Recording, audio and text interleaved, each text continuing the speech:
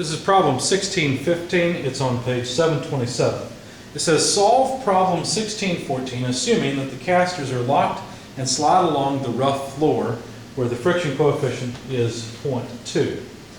Now, in this case, things are a little bit different than in the last problem. I will refer you back to 1614 and not draw the schematic, just noting that the kinetic friction coefficient is 20%. Let me draw the free body diagram, however, once more.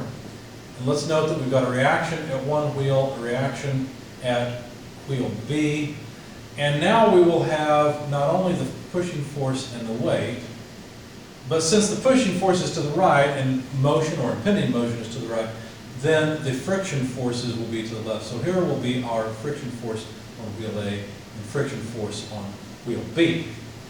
Now this will still be equal to, the sum of forces will still be equal to the kinetic diagram, which shows us that the thing might accelerate in the x direction and the y direction.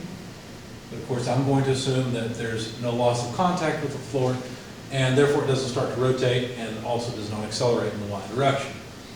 Okay, so now if we sum forces in the x direction, we'll find, let's see, P minus friction force A minus friction force B equals mass times acceleration in the x direction. So here's the free body diagram sum of forces and then the resulting dynamic forces.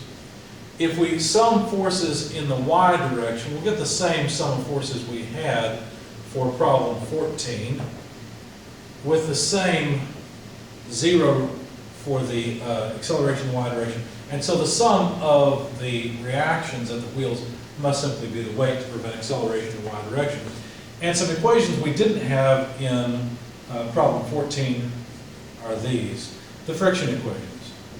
If we know Ra, which is the normal force at wheel A, multiply that by the friction coefficient and we will get the frictional force since this thing is sliding on its wheels.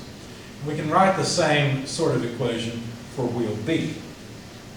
Now let's see, if we label this equation 1, let me pick up equation 1 again and work with it and say that P, let's see,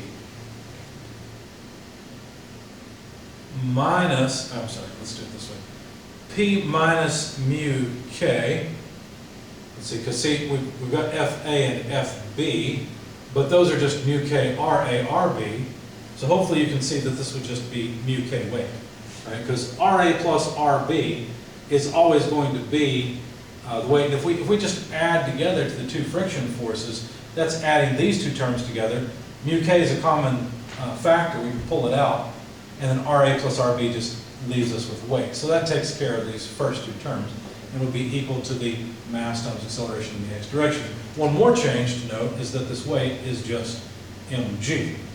And so rearranging this just a bit further, we have P over M equals mu Kg, and that's the x direction acceleration. I'm sorry, pardon me, minus mu Kg. I had one too many equal signs in there. So now we can calculate the acceleration in the x direction. P is 50 pounds force, the cabinet is 80 pounds mass. Again, consistent units of acceleration, but I want acceleration g to be in feet per second squared, so I'm going to go ahead and convert this one. 32.2 pound mass, foot per second squared per pound force. Here we go. So now we have feet per second squared for the first term. Mu is 20%, and then g is 32.2 feet per second squared, and that would be then the acceleration in the x direction. So plug all this into your calculator and you find that the x direction acceleration is equal to 13.685 feet per second squared. You might remember from problem 14 that the acceleration is 20.125 feet per second squared. So this is a lower acceleration, which makes sense because now we have friction resisting the horizontal acceleration. Okay. Let's write sum of moments. And last time I summed moments about the center of gravity in problem 14. This time I think I'll sum moments about point A for two reasons. Number one, it gets rid of 1, 2, 3 forces. It gets rid of both friction forces and gets rid of the reaction at A, which I like. That should yield the reaction at B. But also, I want to some moments about some point other than the center of gravity, because I want you to remember that the right-hand side of the sum of moments needs to include not only I alpha, but any dynamic force times moment arm that you may have. So let me go ahead and write it for summing moments about A, taking counterclockwise as positive. And so let's see, if I do that, that would be what? D times RB, because I need the distance. If you remember in the last problem, I had defined the distance between these two. I hate to add it here in the same color. Let me change colors so that you can tell this is a dimension. So the distance between those two reaction forces is 20, or the distance between the wheels is 20 inches. And I define that as D. That way I could use symbols in my equation. Okay, so then the weight will cause a negative moment, so minus D over 2W. See, because I need half of the distance between these two. If you remember, the weight is positioned halfway between the wheels. And then P will also cause a moment, and there will be a negative moment, so minus P times H, where H is, of course, the height.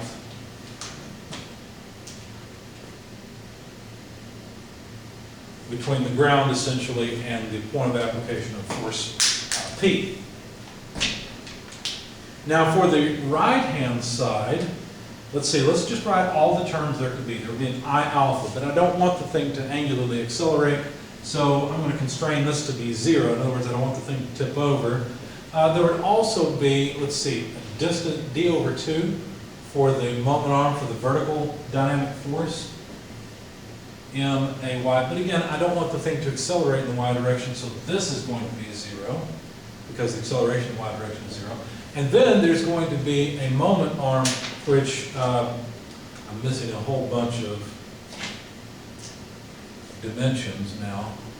I had called this YG. Okay, so that's the dimension. It was 35 inches from the last problem. Okay, so 35 inches, and let's see, but I don't want to write that. So minus YG M acceleration in the x direction. Okay? Because this dynamic force would cause a negative moment about A, where A is right here, and of course YG is the height from A up to in the x. So the only term that's not 0 on the right-hand side is this the moment of the horizontal dynamic force. Okay. Well, let's do a little bit of work with this. Let's start off, I guess I'm going to have to erase a lot of this. What I'll need is this acceleration, so I think I can erase down to that point. Notice that that acceleration appears in the equation, so I'm going to need the number. Anyway, let's think about clockwise tipping. Well, if it starts to tip clockwise, that means there's no force at A. So RA equals 0. If you remember from the sum of forces in the y direction, that also means that RB would be taking the full weight. Or wheel B would be taking the full weight. And so then, what I would have, let's see, is the diameter, or not the diameter, pardon me, the distance, 20 inches, times RB, but RB is the weight, so times weight, minus distance over 2 times weight, minus pH, equals, I'll write the only term left, negative YG MAX. Now, if I rearrange this just a little bit, what you'll notice is that, let's see, we got D times W minus D over 2 times W. Well, that's just going to be D over 2 times W, right? Because if I factor out the common WD, it's 1 minus a half, which is just a half. So since I'm at a whiteboard, I'm going to cheat, do this, right? Just perform the simplification. That's all that would be left is D over 2W. Okay. But what I really want to do is solve for h from this term. So let me move this whole term to the other side. I'll pull this one to the left and write it as d over 2w, that's this term that remained, plus yg max, pulling this to the other side. Take this to the other side, that's what I did here, and divide through by p. Okay? Now, notice that weight is mg, so I could factor out the mass, I guess, and write d over 2g plus yg ax and all over force p. Okay, so now I get to plug into this mess. The cabinet weighed 80 pounds mass, if you look back at the problem statement in 14. And d over 2, well, that's just going to be, what, 10 inches? Because it's 20 inches, so d over 2 is 10 inches multiplied by g, 32.2 feet per second squared, plus yg, which is 35 inches, multiplied by ax. And the acceleration in the x direction we calculated was 13.685 feet per second squared. Let's see, I think I'm missing an end bracket. There we go. And then divide by p, and p is 50 pounds force. Now, I've got a pounds mass, pounds force problem here.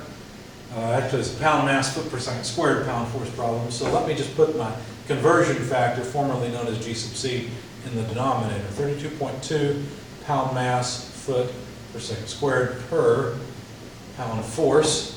And now my pound mass foot per second squared problem is gone. And I'll be left with inches. When you plug all these numbers into your calculator, you'll find that h comes out to 39.8 inches. Okay? Oh, I should have written down what we're trying to find.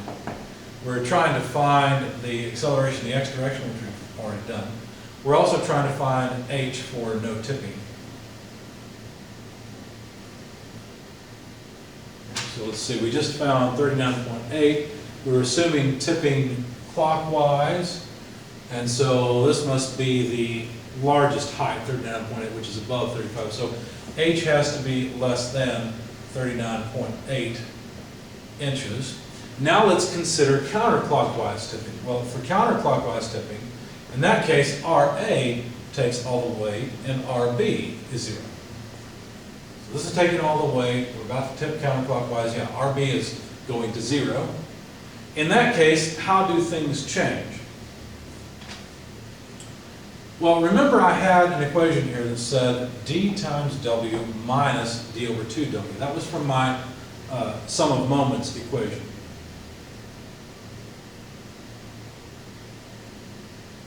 Now, let's see. Let me think for just a minute. Oh, I know what's wrong. I actually had d times rb. There we go. Yeah, this was the result of so many moments about A. So it's d times RB, but RB is 0. There we go. So now all I'm left with is negative d over 2w minus pH and so on. So all that really did was flip the sign of this term. So all that's really going to do is do that.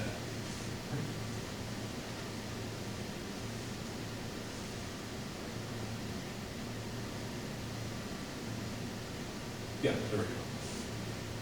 Okay, so all that's going to do is flip this sign, and that's going to flip this term.